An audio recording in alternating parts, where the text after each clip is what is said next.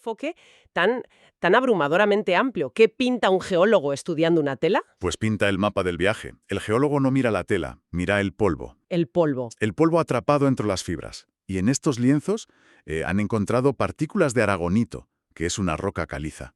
Y lo increíble es que tiene una composición de oligoelementos idéntica a la de las cuevas de Jerusalén. Es como una firma geológica. O sea, una especie de pasaporte geoquímico. Justo. Cada grano de polvo te dice por dónde ha pasado ese lienzo. Vale, eso es fascinante. ¿Y la biología? ¿Qué aporta, más allá de decirnos qué es lino? Pues aporta el contexto de la vida, ¿sabes? El ADN, los microrrestos, se analiza el polen para trazar una ruta botánica, por ejemplo. Pero hay un detalle que a mí me parece genial porque te saca de toda la solemnidad del análisis. A ver, Encontraron una cantidad considerable de pelo de gato y de roedor. ¿en serio? Pelo de gato. Sí. Y de repente, esas reliquias sagradas tan etéreas las imaginas en la sacristía de una catedral medieval, con un gato durmiendo cerca para que no hubiera ratones. Es un anclaje a la realidad, a la historia tangible y sucia, que es increíble. O sea que la ciencia no solo busca la gran respuesta, sino que te pinta el cuadro de la vida cotidiana que rodeó a los objetos. Totalmente. Y luego está la medicina forense que, según dicen, ha tenido que reinventarse para este caso. ¿Qué quiere decir eso? Pues quiere decir que la ciencia forense está pensada para cuerpos frescos, para crímenes de ayer. Aplicar eso a manchas de sangre de hace 2000 años en una tela es un desafío monumental. Claro. Ha hecho falta desarrollar técnicas nuevas de análisis de imagen, de química, pero el campo que lo rompe todo de verdad es el de las matemáticas. ¿Que sigue sonando rarísimo aquí? Ya, pero para la matemática del equipo, los lienzos no son reliquias. Son, y esto es cita textual, nubes de puntos, distancias y simetrías. Un lenguaje abstracto para buscar patrones donde los demás solo vemos manchas. De acuerdo. Pues vamos a meternos de lleno en esas pruebas, empezando por la más icónica, la sábana santa. Para quien no la tenga en la cabeza, es una imagen sobrecogedora. Un lienzo de lino larguísimo de más de 4 metros. Exacto. 4 metros 40. Y sobre él la imagen de un hombre, frontal y dorsal. Y lo curioso es que no es un dibujo, es una especie de negativo fotográfico muy sutil. Y encima, las manchas de sangre, que son químicamente diferentes. Se ve una cara, las manos cruzadas y todo el cuerpo está marcado. Ahí es donde entra el forense. Claro. Si esto fuera el informe de una autopsia, ¿qué lee un experto en esas marcas? Pues lee un catálogo de tortura, metódica y brutal. Si empezamos por la cara, hay una hinchazón tremenda en los pómulos, sobre las cejas, la nariz desviada, como si estuviera rota. ¿Una paliza, vamos? Sí, y regueros de sangre que bajan de la frente y la nuca, que son compatibles con heridas punzantes. O sea, lo que se llama coronación de espinas tiene un reflejo forense muy claro. Algo con pinchos se apretó contra el cuero cabelludo. Siempre nos pinta los clavos en las palmas de las manos. Pero forensemente, ¿eso se sostiene? ¿Aguantaría el peso? Es una pregunta excelente, y la respuesta es no. No, ¿verdad? No. La carne se desgarraría. La sábana muestra otra cosa. Los regueros de sangre de los antebrazos no vienen de la palma, sino de la muñeca, de una zona llamada el espacio de Destot, ¿Y eso qué tiene de especial? que es un punto anatómicamente perfecto. Un clavo ahí sujeta el peso sin romper huesos, pero secciona el nervio mediano, y eso causa un dolor espantoso y que el pulgar se contraiga hacia la palma. Y en la sábana los pulgares no se ven. Exacto, están ocultos. O sea que la prueba forense corrige siglos de representaciones artísticas. ¿Qué más? Mencionabas que era un catálogo de torturas. Sí, por todo el cuerpo, delante y detrás, hay como unas 120 heridas. Tienen una forma muy particular, como de pequeñas pesas de metal. ¿Y eso se corresponde con algo conocido? Sí, coinciden perfectamente con un látigo romano llamado flagellum taxillatum. Tenía varias colas con trocitos de hueso o metal en las puntas para desgarrar la piel. ¡Qué horror!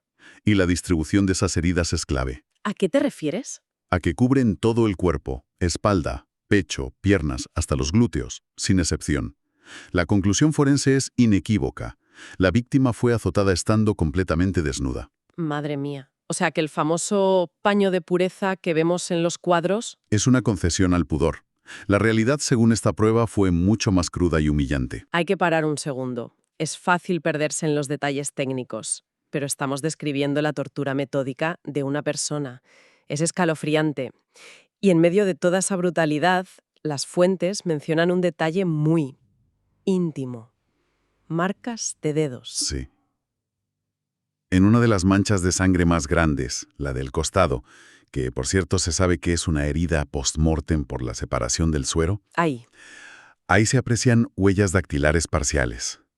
Alguien tocó el cuerpo ensangrentado para moverlo y dejó esa marca. Es un contacto humano directo, congelado en el tiempo. Vale. La sábana nos da este relato tan completo. Pero la investigación sigue. Hay otra pieza, mucho más enigmática y menos conocida. El sudario de Oviedo, que se centra solo en la cabeza. Sí. Y si la sábana es inquietante, el sudario es, a primera vista, un caos. Lo describen como un trapo viejo lleno de sangre. Y es que a simple vista lo es. No hay una imagen clara. Es un trozo de lino con manchas marrones y rojas, un puzzle. Y la clave para resolverlo es entender que no estuvo extendido, estuvo doblado sobre la cara. Espera, doblado. ¿Cómo afecta eso al análisis? Me cuesta visualizarlo. Lo complica todo exponencialmente. A ver, imagina que manchas un papel con tinta fresca y lo doblas. Pues tienes la mancha original y su calco, su simétrica. Exacto. Ahora imagina que la tinta traspasa el papel y mancha el reverso. Ya tienes 4 manchas. ¿Vale? Ya veo el lío. Pues cada mancha principal del sudario tiene lo que los investigadores llaman 4 historias. Es un rompecabezas tridimensional y temporal. Un lío tremendo. ¿Y han conseguido descifrar algo de ese caos? ¿De dónde viene la sangre, por ejemplo? Sí, con un trabajo de reconstrucción geométrica brutal. La sangre viene sobre todo de la nariz y la boca. Hay marcas de dedos otra vez que parece que intentaron taponar la hemorragia. Pero las manchas también cuentan una cronología. ¿Una cronología? ¿Cómo? Por la forma. Hay manchas que se formaron con la cabeza en vertical, son regueros que caen por gravedad. Luego, hay una mancha enorme y asimétrica que solo pudo formarse con el cuerpo acostado boca abajo un buen rato. O sea que hubo varias posiciones. Varias. Y hay otra zona clave, en la nuca, que llaman la mancha en alas de mariposa. Vaya nombre. Es una mezcla de sangre, sudor y barro. El pelo apelmazado, y justo ahí hay pequeñas heridas punzantes, idénticas a las de la sábana. ¡Qué locura de detalle! Y hay otro más que me dejó alucinado al leerlo. Unos agujeritos minúsculos por toda la tela. ¿Qué explicación hay para eso? La explicación es asombrosa, la verdad. Son perforaciones de aguja e hilo. ¿Cómo? El sudario fue cosido, con muchísimas puntadas, directamente al pelo, a la barba y al bigote del cadáver. Pero, ¿por qué? ¿Con qué fin harían algo así? Esa es la gran pregunta. Parece que la intención era preservar la integridad de la cara y la sangre. Y hablando de detalles inesperados, hay un hallazgo muy reciente. Notaron que algunas manchas tenían una composición química diferente. No era solo sangre. No era solo sangre. Entonces, ¿qué era? ¿Cómo pueden saberlo después de tantísimo tiempo? La química no miente. El análisis reveló que era una mezcla de sangre y líquido pleural, con mucosidad de las vías respiratorias. La única explicación forense es que la persona, al asfixiarse en la cruz, sufrió un edema pulmonar agudo y tosió con violencia. ¡Qué fuerte! Es un detalle clínico de los últimos instantes de vida. Increíble. Hemos analizado las dos piezas por separado, el informe de la sábana, el puzzle del sudario. Ahora viene el momento clave, conectarlos. Y aquí es donde entran las matemáticas, que sigue siendo el campo que parece más ajeno a esto. Totalmente. Pero la matemática del equipo ve lo que otros no. No ve una cara herida, ve una topografía tridimensional. Ve puntos, distancias, ángulos. ¿Y qué hicieron con eso? ¿Cómo funciona? Pues hicieron una superposición geométrica. Tomaron el modelo de la cabeza que los forenses reconstruyeron a partir del sudario. La nariz rota, los pómulos hinchados. Exacto. Y lo tradujeron a un lenguaje matemático, a una nube de puntos en 3 dimensiones. Luego hicieron lo mismo con la imagen de la sábana santa y compararon las 2 nubes de puntos. Traducen la anatomía a números para poder compararlos objetivamente. ¿Y el resultado? El resultado fue una correlación estadística abrumadora. El número de coincidencias en forma, tamaño y posición de las heridas es tan alto que, según afirman, no hay explicación razonable que no sea que ambos lienzos envolvieron la misma cabeza. Es una afirmación muy potente. Dicen que la prueba sería admitida en cualquier sistema judicial del mundo. Y no es la única conexión. Volvamos a la geoquímica, a las partículas de roca. Ahí había algo que me sonó a guión de película. Es que lo es. Es uno de los hallazgos más espectaculares. Como decíamos, en el sudario encontraron partículas de aragonito de Jerusalén y, claro, también polvo de la Catedral de Oviedo.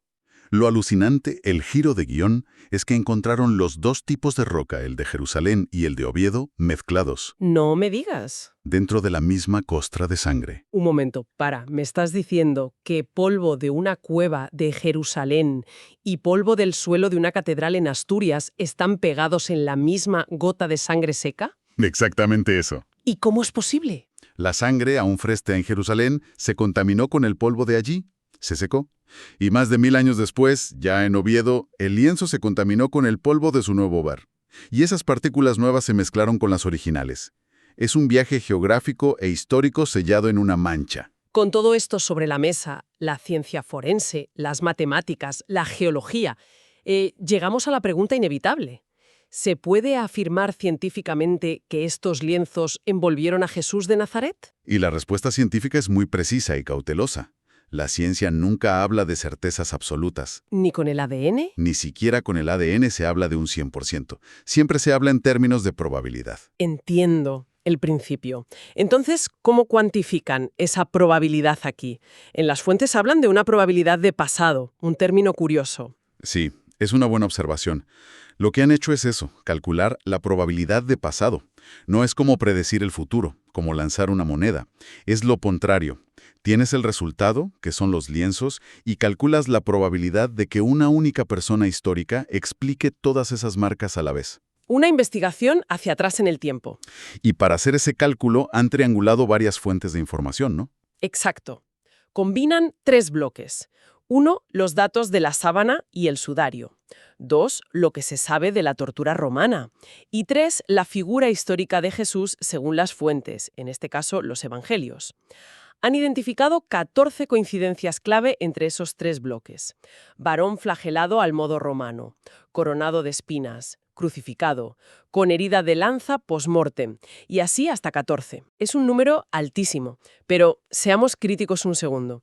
Esa probabilidad depende de las 14 coincidencias que han elegido.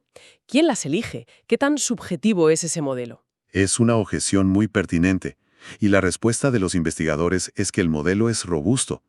Incluso quitando algunas coincidencias, la probabilidad sigue siendo abrumadoramente alta. Pero lo crucial es entender qué significa ese número. No están demostrando la identidad de la persona. ¿Entonces? Lo que afirman es algo más sutil. Con toda la evidencia que tenemos, la figura histórica de Jesús de Nazaret es el candidato número 1. Y lo más importante, hasta hoy nadie ha presentado un candidato número 2. Nadie encontró otra figura histórica que encaje con toda esa secuencia de torturas. Es una distinción clave. No es una afirmación de fe, sino una conclusión por eliminación, basada en la evidencia. A modo de resumen, hemos visto a la ciencia forense reconstruir una tortura de hace 2000 años con un detalle clínico. Hemos descubierto el viaje de estos lienzos escrito en polvo de Jerusalén y Asturias, mezclado en una mancha de sangre. Y hemos visto a las matemáticas confirmar que el informe completo de la sábana y el primer plano del sudario pertenecen a la misma víctima. Y lo más fascinante es que es un proyecto vivo. Los propios científicos dicen, cuanto más sabemos, más cosas vemos. Cada nueva tecnología les permite volver a mirar y descubrir detalles que antes eran invisibles. Es un puzzle que sigue dando piezas nuevas. Estos, vistos por la ciencia, son un híbrido fascinante entre un mapa del tiempo, un informe forense y un rompecabezas. La ciencia no parece estar aquí para dar una respuesta